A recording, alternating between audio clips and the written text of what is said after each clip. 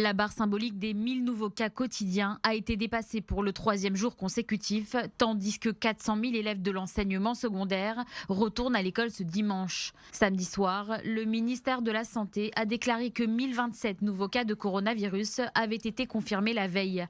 Un signe supplémentaire que la propagation du virus en Israël s'accélère. À la Mer Morte, un hôtel a été fermé après que 10 de ses employés ont été testés positifs. Ils avaient été testés dans le cadre d'un programme de tests d'échantillons pour les employés des hôtels dans la région. Ces récentes contaminations pourraient contrarier ces réouvertures. Le ministère du Tourisme avait publié tous les détails du plan d'ouverture des hôtels, de la Mer Morte et d'Eilat.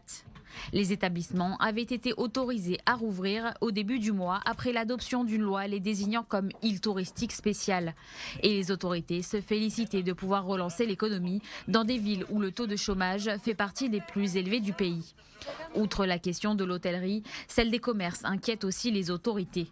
Le commissaire en charge du coronavirus, Narman H., a qualifié d'extrêmement graves les images des centres commerciaux noirs de monde.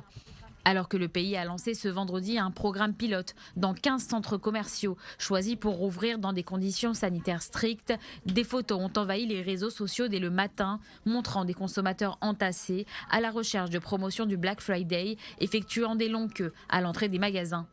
Face à cette situation, H s'est réuni ce samedi soir avec le ministre de la Santé, Yuli Edelstein, pour discuter de ce programme à la lumière de ces récents événements. De nouvelles directives devraient être données dans les jours qui viennent.